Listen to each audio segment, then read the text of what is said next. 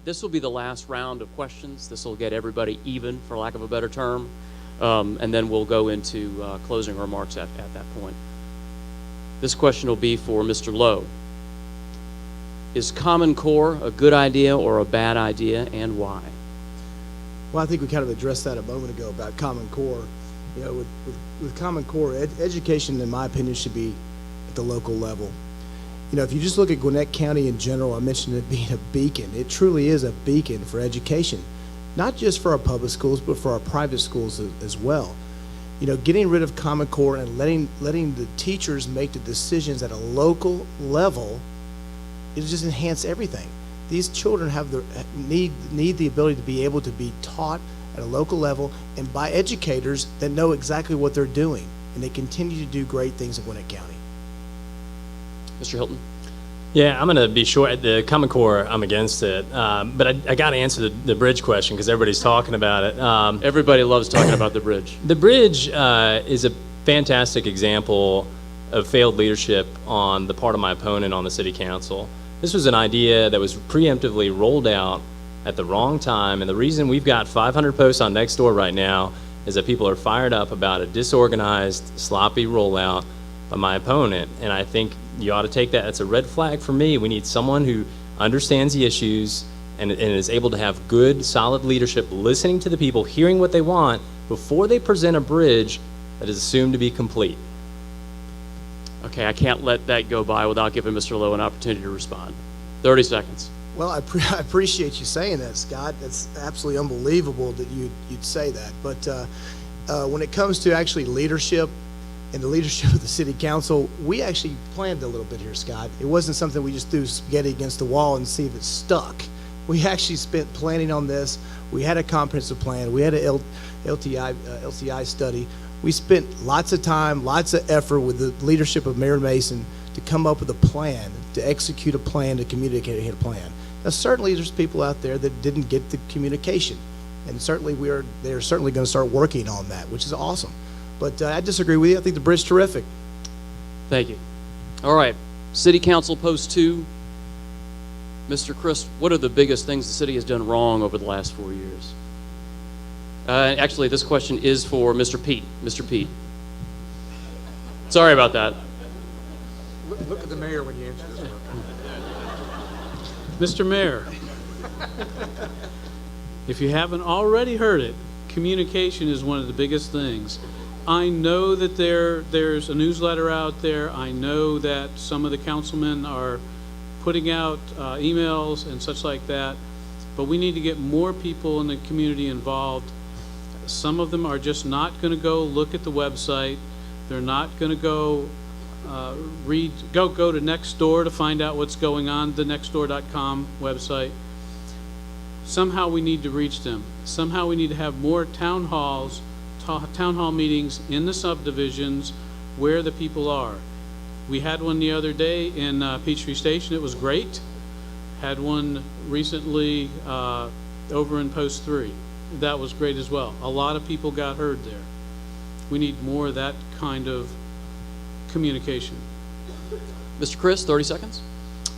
I think the first thing that comes to mind is the concept of city light, and that during the campaign for city, we talked about we would be a different kind of city with limitations on our charter, and I think the mistake the city made was not, or the city advocates made, was clearly explaining what that meant, that in terms of every city in Georgia is required to provide a list of essential services, and that we would be limited to providing directly just 3 of those services, but not that we wouldn't be involved in those other services. And I think that misunderstanding has caused lots of confusion and angst amongst residents in the city, and I think that was a mistake.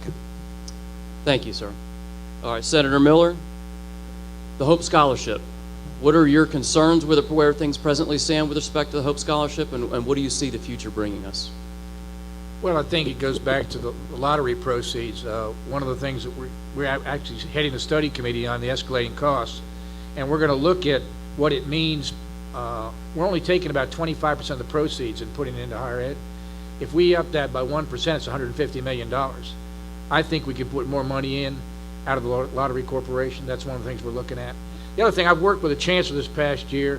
You know, we had 9% increase in tuition for 2 years at Georgia Tech, and all the way down. This past year, there was no increase in tuition. They just announced no increase in fees.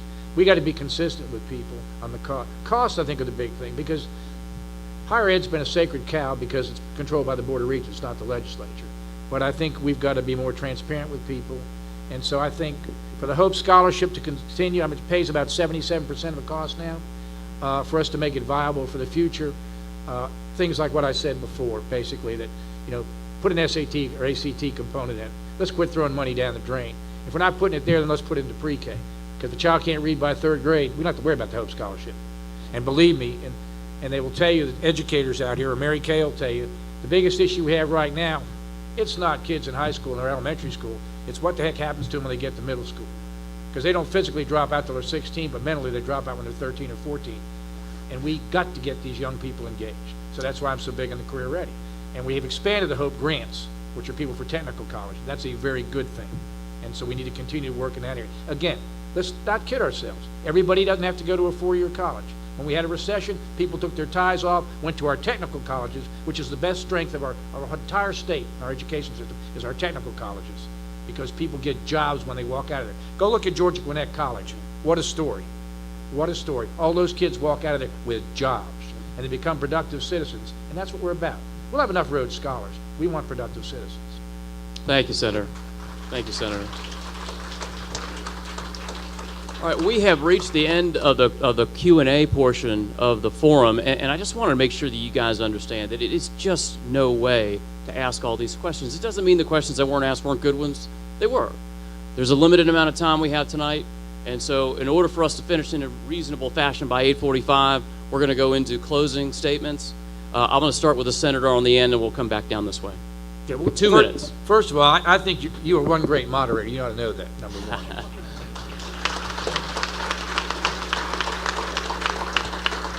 And I didn't bring my signs, and if anybody'd like a sign, it's Senator Fran Miller, MILLAR @gmail.com, and we'll get them delivered to you. But here's what I want to say. I mean, I'm up here without my Republican opponent, and I appreciate Tamara being here on the Democratic side. Tell your friends to get out and vote on Tuesday, okay?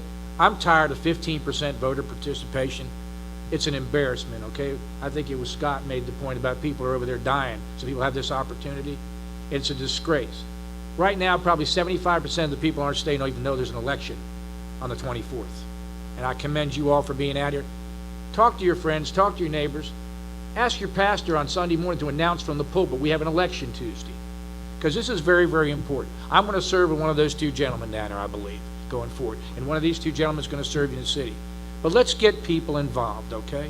That's the main thing we need to do. And if you have to, you know, your friends, your kids, it's very, very important. So I guess that would be my 2-minute spiel, is please get people engaged, because it's disgraceful, the kind of turnouts that we're getting right now. Thank you. Thank you, Senator. Mr. Pete, you're up. Thank you. Thank you for your time, for everyone's time this evening. And again, thanks to UPCCA and Peachtree Corners Baptist Church. When you think about voting next Tuesday, or if you want to do early voting, starting tomorrow, 9 o'clock to 4 o'clock, all the way through Friday, 9 o'clock to 4 o'clock. You can do that, or next Tuesday, 7 to 7.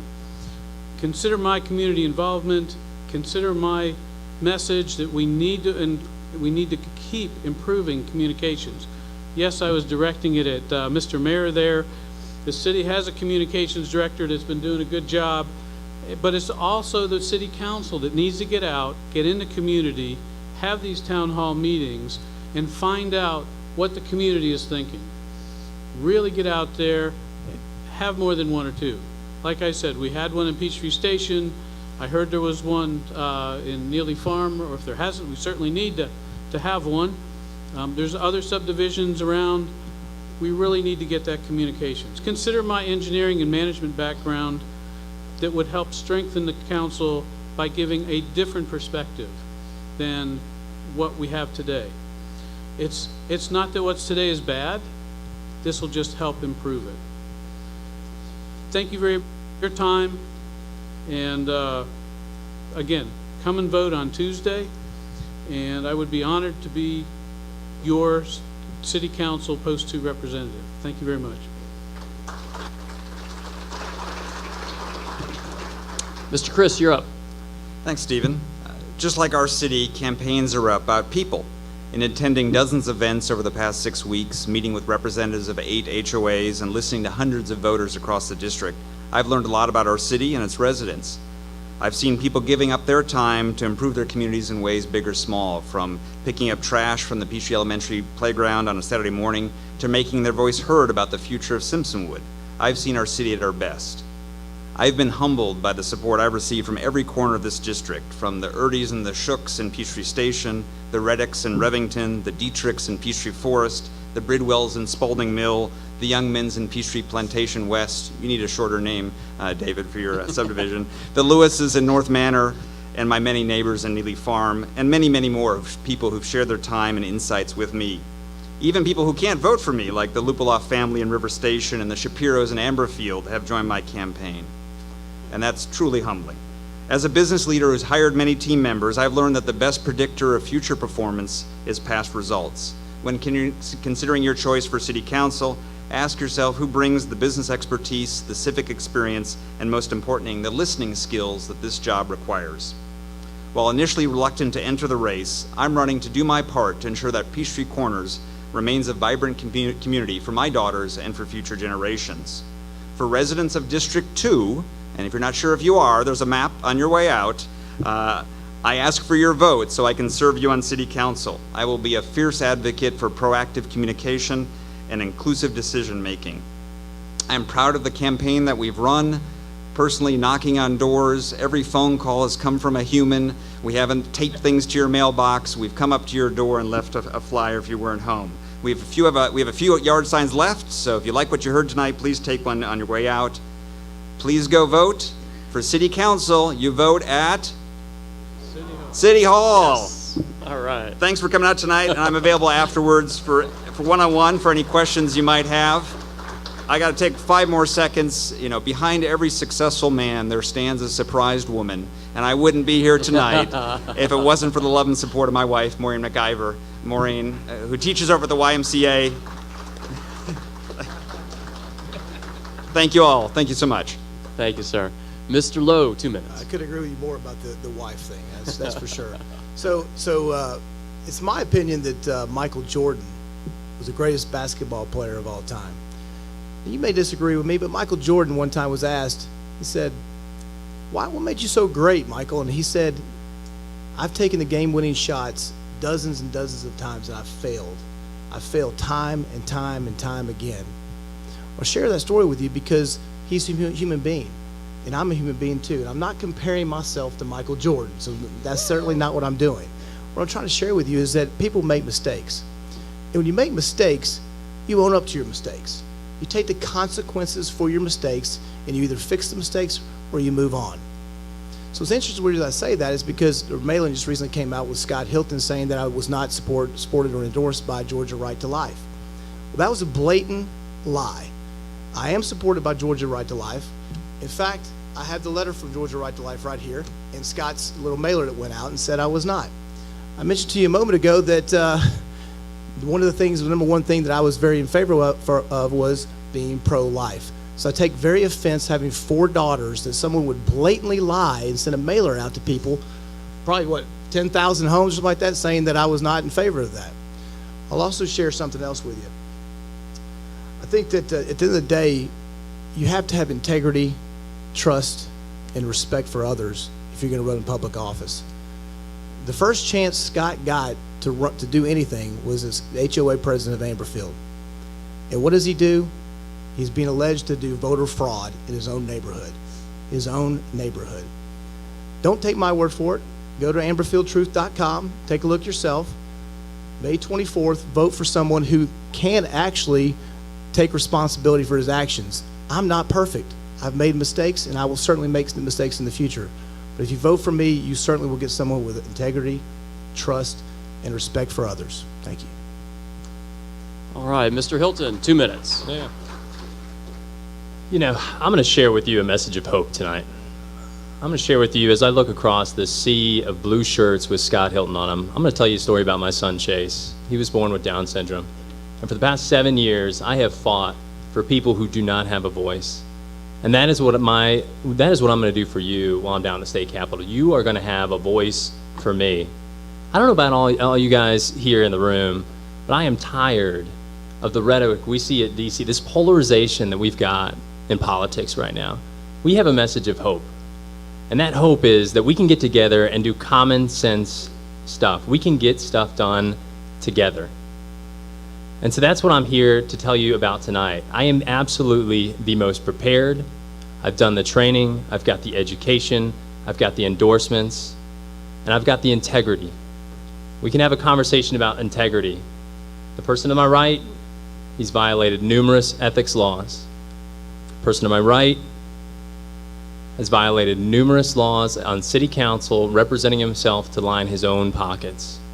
So if we want to talk about integrity, I encourage you to do the homework. And if we want to talk about mailers, we can talk about mailers. There's only 2 people in the world who know who I voted for in 2008, myself and God. So to send a mailer to 4,000 people to say that I voted for Obama, if he's willing to lie to 4,000 people, think about what he's willing to do as your state representative. But again, I want to go back to the central message of why we're here and why I'm working for you. It is to represent your voice, and I'm here to earn your trust. I'm here. This is a job, and this is a job interview. I am the most qualified candidate, and I'm excited to take my personal passion for public service. Because as I said at the beginning, we absolutely need more authentic, genuine leaders down at the state capitol representing us. And I ask for your vote on May 24th. Thank you. Thank you, Mr. Hilton. Thank you, thank you. Guys, that's going to bring an end to tonight's political forum. What a great opportunity for everybody to meet these candidates. I always hear every now and then that the biggest enemy democracy has is apathy. That is not our problem in Peachtree Corners. We appreciate everybody coming out tonight. I really want to thank each of the folks on the panel tonight. Thanks, guys, for your time, effort, and I know they'll stick around to talk to you afterwards. Thank you, everybody, for coming out tonight.